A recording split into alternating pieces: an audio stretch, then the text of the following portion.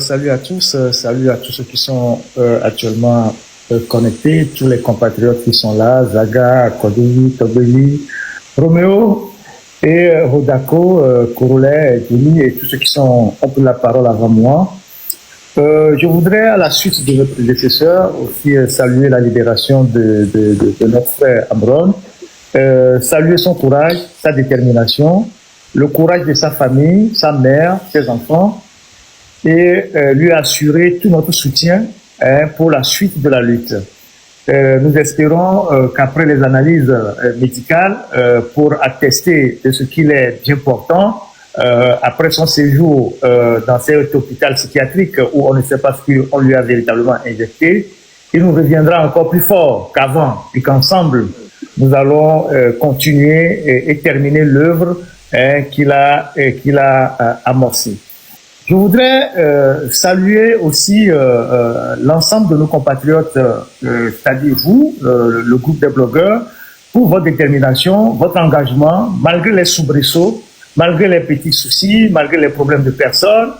Vous êtes restés toujours soudés sur l'essentiel parce que vous avez compris que aujourd'hui, vous êtes aussi des maillons essentiels pour la lutte de la libération de notre pays. Donc, je voudrais vraiment saluer votre engagement, votre détermination, votre honnêteté et surtout votre sacrifice, parce que rien ne vous obligeait véritablement à vous lancer dans cette aventure assez périlleuse qui peut également bouleverser vos vies individuellement. Donc, je voudrais vraiment vous dire merci. Je voudrais continuer en disant, vous savez, par nature et sur beaucoup d'études qui ont été faites, les dictateurs, c'est des gens qui ont souvent peur. Les dictateurs, c'est des peureux, c'est pas des courageux. C'est parce qu'ils ont peur qu'ils tuent. C'est parce qu'ils ont peur qu'ils répriment. C'est parce qu'ils ont peur qu'ils n'ont plus l'usage de la force. C'est parce qu'ils ont peur qu'ils n'arrivent jamais à discuter avec les autres en face.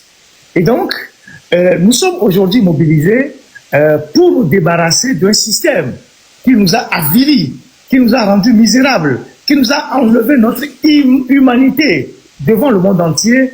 Et cette bataille-là, cela a été rappelé tout à l'heure, ne sera pas une bataille facile.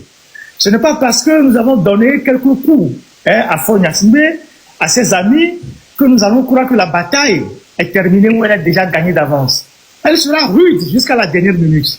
Les dictateurs ne lâchent que quand ils sont submergés par le peuple. Moi, j'étais au Burkina, j'ai vu comment Blaise Compaoré est tombé. Si tout le peuple ne s'était pas levé, Blaise Compaoré n'allait jamais tomber. Parce qu'il pensait jusqu'à la dernière minute qu'il avait encore les leviers du pouvoir. Et vous allez remarquer que les dictateurs, ils partent toujours à la dernière minute. Ils ne partent jamais avant. Ils s'enfuient toujours quand ils n'ont plus personne pour les tenir. Et donc, nous devons rester mobilisés et avoir conscience que Faure-Gnassingbé, c'est un jusqu'au-boutiste. Il ne lâchera pas. Il ne lâchera pas de sitôt tant que le peuple, dans son ensemble, ne va pas le contraindre, ne va pas le pousser jusqu'au dernier retranchement. Il ne lâchera pas. Et donc, nous devons rester soudés, nous mobiliser, mettre beaucoup de rigueur dans la démarche que nous avons à faire pour continuer par mobiliser l'ensemble des Togolais pour les prochaines manifestations. J'entends des gens qui disent oui, ceux qui aujourd'hui portent le mouvement sont dans la diaspora, ils sont déjà à l'aise. C'est pour ça qu'ils veulent mettre le pays à feu et à sang. C'est plutôt un atout. C'est plutôt un atout pour le peuple parce que il y a longtemps qu'à un moment donné, le peuple cherchait au moins ceux qui allaient allumer la mèche pour que la résistance puisse continuer. Les gars, tapotez, s'il vous plaît, tapotez, parce que j'ai eu 2 restrictions, s'il vous plaît. On le dit là, là-bas, et l'écran dit, on le dit, s'il vous plaît, tapotez et partagez, s'il vous plaît. Bon, monsieur Ferdinand, allez-y. Aujourd'hui, ce coup de pouce est venu de la diaspora, et c'est à juste titre, parce que la diaspora, c'est la 6e région du Togo. Et la diaspora contribue à plus de, je dirais, à plus de 16 à 17% du PIB. C'est-à-dire, sans les apports de la diaspora, le gouvernement togolais ne peut pas boucler son budget annuel. La diaspora, c'est plus que l'aide publique au développement. Et quand vous voyez les chiffres de la Banque mondiale ou les chiffres de la Banque africaine de développement, sans l'apport de la diaspora, sans, je sais pas, l'argent que la diaspora envoie au Togo, la pauvreté serait encore plus grave, plus criarde. Et donc, c'est à juste titre que la diaspora se jette dans cette bataille-là pour que elle aussi, à la chute de son régime-là, elle soit déchargée du poids qui est le sien quand elle est obligée d'envoyer chaque jour de l'argent au pays pour nourrir les familles, pour aider les gens, pour construire l'école, pour mettre des médicaments dans un centre de santé. Et donc, c'est une lutte qui nous concerne tous. Et donc, nos frères qui sont au pays, ils doivent rester mobilisés pour les manifestations des 3 jours qui viennent. Que Amouron soit libéré ou pas, on n'en a rien à cirer. Amouron, aujourd'hui, c'est le symbole de notre lutte. Aujourd'hui, il est dehors, nous nous en félicitons, mais les objectifs restent les mêmes. C'est le 26, le 27 et le 28 juin prochain. Chaque secteur, que tu sois étudiant, que tu sois les femmes du marché, que tu sois enseignant, que tu sois fonctionnaire, que tu sois médecin, que tu sois, je ne sais pas quoi, laissé pour compte, agriculteur, chauffeur. Aujourd'hui, à Lomé, quand il pleut, tout le monde est dans l'eau. Tout le monde a les pieds dans l'eau. Et donc, nous avons l'obligation de nous mobiliser massivement et de façon pacifique pour aller dans les rues selon les mots d'ordre qui ont été donnés. Et si jamais il y a des individus nous agressent dans les rues parce qu'ils seraient des miliciens, les jeunes Togolais seraient se défendre et ce serait que légitime défense. Et nous, qui sommes ici, à travers tous les frères qui viennent de parler, nous essayons de prendre toutes les mesures pour suivre les événements, répertorier les dérives, les arrestations, les cas de torture, pour que demain, les auteurs soient véritablement poursuivis devant les tribunaux. Et donc, je voudrais vraiment vous dire merci. Je ne voudrais pas rester pendant longtemps monopoliser la parole. Il y a d'autres personnes qui sont là. Et vous dire beaucoup de courage. Nous sommes ensemble. On est de cœur. Et plus on sera soudés, on ira plus loin. Et donc, les histoires, les attaques viendront de partout. L'objectif, c'est cela de nous déstabiliser. Mais restons sereins. Et la plus grande couronne, c'est le peuple qui nous le donnera. La plus grande couronne que nous allons recevoir un jour, c'est les Togolais qui le mettront sur notre tête. Et ce serait notre plus grande fierté. Et la fierté de nos enfants et de nos générations. Je vous dis merci et bon courage à nous tous. Merci beaucoup, grand frère. Félicitations étaient suivies, à mon sens, de ce que j'interprète comme une petite inquiétude. Ce n'était pas dit directement, mais c'était félicitations, votre frère est libéré, mais maintenant, battons-nous pour libérer le Togo. Je viens ici en fait pour donner un message très clair, pour enlever toute inquiétude. Vous savez, comme mon frère a été libéré, donc Demi disait que j'ai peut-être des nouvelles, je n'en ai pas tant que ça. J'ai discuté avec lui 5 minutes. Et je vais vous dire, moins de 5 minutes même, je vais vous dire ici ce que je lui ai dit. Je lui ai dit, grand frère, tu sais que je t'aime beaucoup. Je suis très très proche de mon frère. Il pourra vous le dire si vous lui parlez un jour. J'ai dit, je suis très très très très heureux que tu sois libre, mais je vais rester concentré. Cette bataille-là, je suis rentré, c'est toi qui m'as fait rentrer. Les 5 premières minutes environ, j'étais rentré pour toi.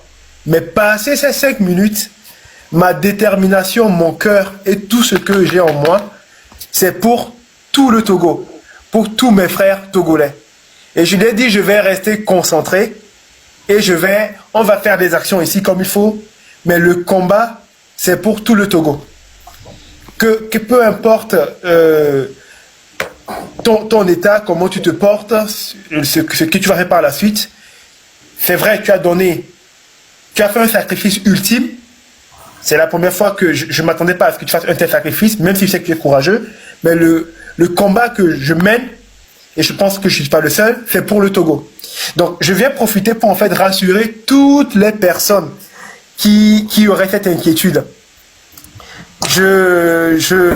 Ma détermination, c'est vraiment pour tout le Togo, pour tous mes frères, pour toutes mes sœurs, et je ne m'arrêterai pas tant qu'il y a encore un Togolais, une Togolaise, prisonnier ou prisonnière par ce régime méprisant de dictateur. Je ne vais pas utiliser des mots comme PUTE, parce que ça serait une insulte pour ceux qui pratiquent le métier de l'hédonisme, et je ne vais pas non plus dire chien, parce que ça serait une insulte pour les animaux. Je tiens quand même à exprimer tout le mépris, le renouveler, le mépris profond que j'ai pour cet être-là. Je ne peux même pas le qualifier comme un être humain, pour cet être-là et pour tous les sbires qui le suivent. Donc, je vous remercie. Je nous encourage tous, parce qu'on est tous dans ce combat, jusqu'au bout. Jusqu'au bout. Mes grands frères, Amron, Affectio, toutes ces personnes qui ont été torturées le 6, vous qui mettez vos vies en danger, nous sommes tous dans un combat unique, dans un combat historique, dans un combat mondial, parce que c'est un écho extrêmement fort, résonnant, retentissant, que nous portons dans ce combat que vous menez chaque jour, chaque nuit, sans relâche. Donc, je suis venu vraiment vous dire que je suis de tout cœur dans ce combat.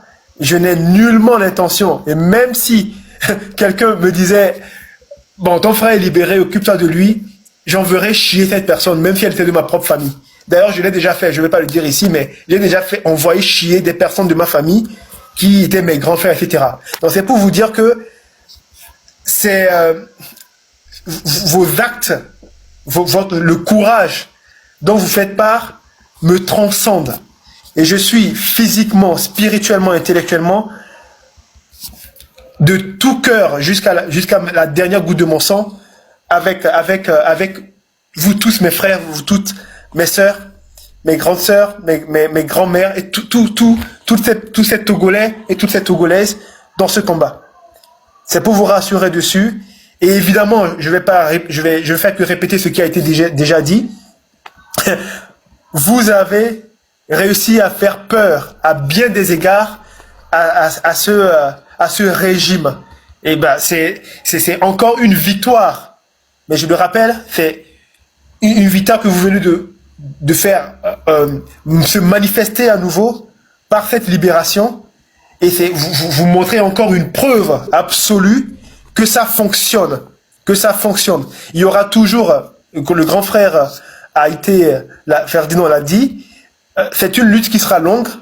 J'espère courte, hein. Moi j'espère que le 26, qu'il ouvre les yeux, que cette crapule ouvre les yeux et démissionne.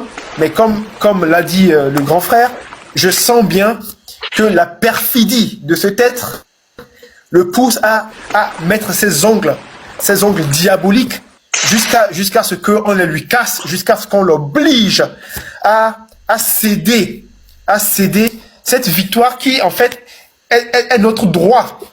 Ce mépris qu'il a, j'essaie de rester calme et réfléchi, mais je ne sais pas le faire lorsque mes tripes sont ainsi pris par des êtres d'une bassesse,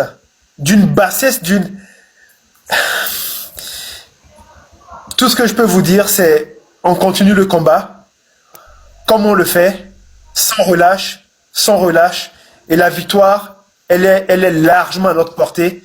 Le 26, le 27, le 28, je ne serai pas physiquement au Togo, mais j'y serai spirituellement et je ferai ma part, comme Affectio l'a dit.